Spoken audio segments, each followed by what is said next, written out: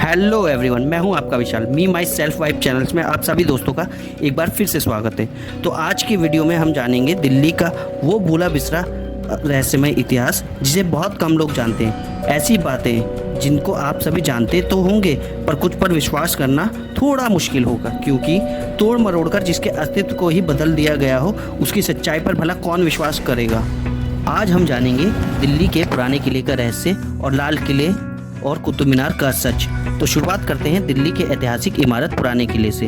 यहाँ दिल्ली का गौरवशाली रहस्य छुपा है, लेकिन इस किले का रहस्य इस किले में नहीं है, इस किले के गर्भ में है। इस किले के रहस्य के बारे में जानने से पहले इस किले के इतिहास के बारे में नज़र डालते हैं। नई दिल्ली के यमुना नदी पर स्थित यह किला दिल्ली के पुराने किला है, जिसका निर्माण शेरशाह सूरी ने 1538 से 1545 के बीच करवाया था। शेरशाह ने मुगल बादशाह हुमायूं से दिल्ली का सिंहासन छीन लिया था और हुमायूं को भारत छोड़ने पर विवश कर दिया था। उसी बीच अपने शासन के दौरान इस किले का निर्माण कराया था। इतिहास में पढ़ाया जाता है कि उसने ये किला 1533 में स्थापित तीनपना नगर को ध्वस्त करके बनाया था, लेकिन ये अधूरा सच है, क्योंकि जिस नगर को हुमायूं द्वारा स्थापित बताया जाता है उस जगह पर नगर तो हजारों वर्षों पहले से विद्यमान था, जिसका हुमायूं ने नाम बदलकर तीनपना कर दिया। और जैसा कि मुगलों ने हमेशा से किया, सनातन से जुड़े हर पहचान और स्मारक को तोड़ मरोड़ के उसको अपना बताकर उसके अस्तित्व की पहचान ही बदल दी, ताकि आने वाली हिंदू पुश्तों का सर गर्व से कभी ना उठ सके। बाद में शेरशाह सूरी ने अपना किला बनवाया ताकि इस खास जगह को सिर्फ उसके लिए याद किया जाए। तो क्या खास बात है इस किले में जो कि हिंदुओं के लिए विशेष महत्व रखता है? इस किले के इतिहास भले ही 474 साल पुराना हो, लेकिन जिस पौराणिक मिट्टी ने इस किले को थाम रखा है उसका इतिहास महाभारत काल से प्रारंभ होता है। खांडव प्रस्थ की जिस उजाड़, बंजर और दुर्गम भूमि पर पांडवों ने स्वर्ग के तरह अपनी राजधानी इंद्रप्रस्थ को बसाया था, उसी भूमि पर आज ये किला खड़ा है। आज भी ये जगह पांडवों के सामर्थ्य की गवाही देता है, वो भी सत्य के साथ। यहाँ पर शिलापटों पर साफ तौर पर लिखा है, मृदांड यहाँ से अस्त्रीय जमाव से प्राप्त हुए हैं। यह स्थल इंद्रप्रस्थ स्थल के नाम से भी जाना जाता है। यह महाभारत महाकाव्य में पांडवों की राजधानी इंद्रप्रस्थ के नाम से उल्लेखित है। इसके बारे में पहला तथ्य यह है कि यहाँ खुदाई में ऐसे बर्तनों के अवशेष मिले हैं जो महाभारत से जुड़े अन्य स्थानों पर भी मिले हैं। इसके अलावा महाभारत से जुड़े प्रसंग और परंपराएं भी इसी ओर संकेत करती है कि पांडवों की राजधानी इंद्रप्रस्थ इसी स्थान पर थी। इसके बारे में सबसे बड़ा दूसरा तथ्य यह है कि इंद्रप्रस्थ के अपभ्रंश इंद्रप्रस्थ नाम का एक गांव 1913 तक पुराने किले में स्थित था। दिल्ली का निर्माण के दौरान उसे भी हटा दिया गया था। तो आप यहाँ देख सकते हैं कि इस तथ्य की पुष्टि के भारतीय पुरातत्व सर्वेक्षण द्वारा सन 1913 से 1914 में इंद्रप्रस्थ गांव के सफाई अभियान एवं स्थल संरक्षण के दौरान हुई। मतलब ये पहले इंद्रप्रस्थ गांव था। तो क्या दिल्ली का इंद्रप्रस्थ एक छोटा सा गांव बन के रह गया था? तो इसका जवाब तीसरे तथ्य में मिलता है। दिल्ली में सारवल नाम का एक गांव है, जहां से 1328 ईस्वी का संस्कृत भाषा का एक अभिलेख मिला है। यह अभिलेख लाल किले के संग्रहालय में संरक्षित है। इस अभिलेख में सारवल के इंद्रप्रस्थ जिले में स्थित होने का उल्लेख है, यानी हुमायूं से पहले तक इंद्रप्रस्थ एक बड़ा नगर था जिसके अंतर्गत कई गांव आते थे। महाभारत के अनुसार कुरुदेश की राजधानी हस्तिनापुर था। जब पांडवों और उनके चचेरे भाई के बीच संबंध खराब हो गए, तब कौरवों के पिता धृतराष्ट्र ने पांडवों को यमुना के किनारे खांडव प्रस्थ का क्षेत्र दे दिया। वहां पांडवों ने विशाल झील से घिरे हुए एक नगर का निर्माण किया। और खास बात यह है कि पुराने किले की रूपरेखा भी इसी तरह थी। जैसे कि आप देख सकते हैं कि इस किले के आधे भाग से दाहिने ओर एक विशाल झील है, जो कि पहले इस किले को चारों ओर से घेरे हुए था। ऐसा हो सकता है शेरशाह को झील से घिरा ये किला सुरक्षित नगर दिखा, जो उसकी राजधानी बनने के लिए सबसे उपयुक्त जगह हो, और उस स्थान को ध्वस्त करके अपना किला बनाया। इससे स्पष्ट होता है कि पुराना किला का इंद्रप्रस्थ इसी स्थान पर बसा था। पुराना किले का इंद्रप्रस्थ महाभारत किले का इंद्रप्रस्थ है। इसे साबित करने के लिए चौथा तथ्य मैं आपको बताता हूँ। जब पांडव कौरवों के साथ जुआ खेलते हुए इंद्रप्रस्थ और अपना सब कुछ हार चुके थे और वन में भटक रहे थे और होने वाले युद्ध की तैयारी कर रहे थे, तब युद्ध से पहले श्री कृष्ण युधिष्ठिर का शांति प्रस्ताव लेकर कौरवों के पास गए और कहा कि पांडवों को राज्य के लिए केवल 5 गांव दे दिए जाएं तो यह युद्ध रुक सकता है। लेकिन दुर्योधन ने 5 गांव की मांग को ठुकरा दिया और कहा कि मैं सुई की नोक के बराबर भी भूमि नहीं दूंगा। और आखिरकार महाभारत का युद्ध हुआ।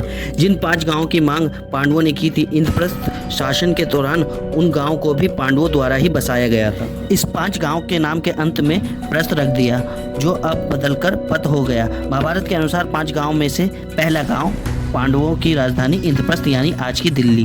दिल्ली में आज जहां पुराना किला है वहीं पर इंद्रप्रस्थ नगर था। दूसरा है पांडुप्रस्थ मतलब आज का पानीपत। यह जगह भारत के इतिहास में बहुत महत्वपूर्ण स्थान रखता है क्योंकि यहाँ भारत के इतिहास की 3 बड़ी लड़ाई लड़ी गई थी। तीसरा था स्वर्णप्रस्थ यानी आज का सोनी। चौथा है व्याघ्रप्रस्थ यानी आज का बागपत। बागपत में ही वो जगह है जहां कौरवों ने लक्ष्यगृह बनवाकर उसमें पांडवों को जलाने का प्रयास किया था। और 5वां गांव है तिलप्रस्थ यानी आज का तिलपत। ये वो गांव थे जिसको पांडवों ने कौरवों से मांगे थे। इससे ये सिद्ध होता है कि यही पांडवों की राजधानी इंद्रप्रस्थ है। और मैंने यहाँ पुराने किले में शिवलिंग के दर्शन भी किए। अब हम जानते हैं महाभारत युद्ध के बाद की इंद्रप्रस्थ की कहानी।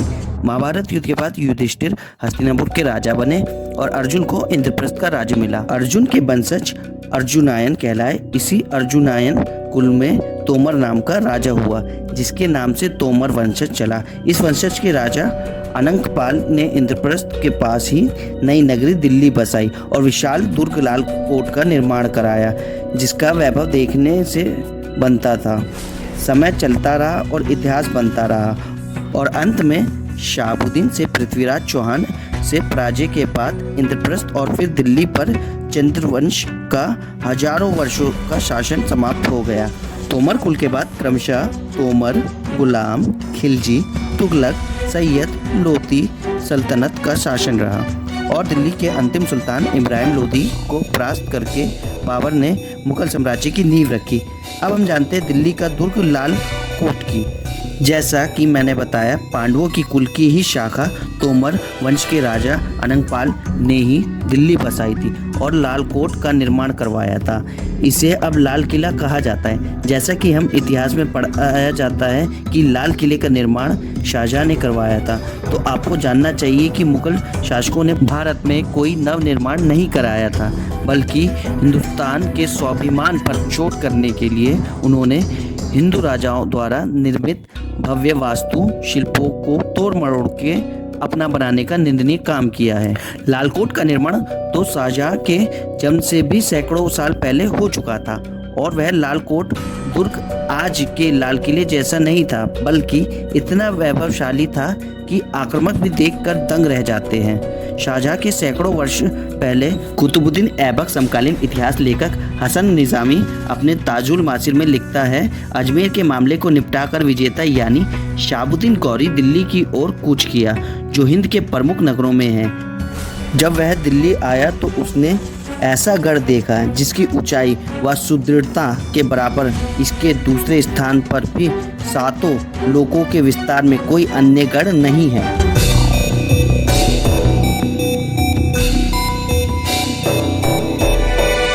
इस प्राचीन लाल दुर्ग को अमीर खुसरो ने भी देखा था। उसने लिखा, उसकी यानी लाल कोट की अटारियों की ओर देखने से पगड़ी गिर जाती है।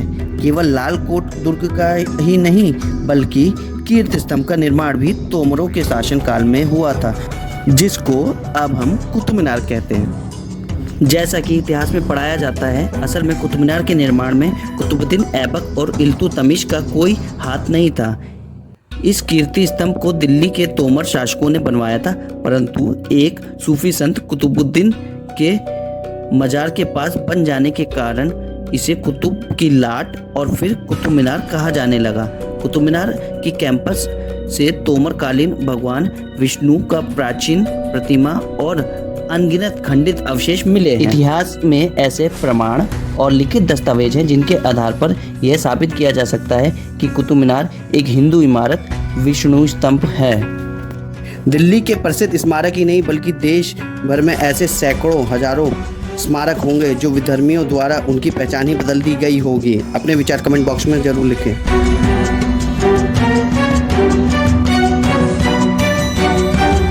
अगर ये जानकारी आपको अच्छी लगी हो तो मेरे चैनल को लाइक, सब्सक्राइब एंड शेयर करना ना भूलें और आगे की वीडियो के लिए मेरे साथ जुड़े रहें। हर हर महादेव।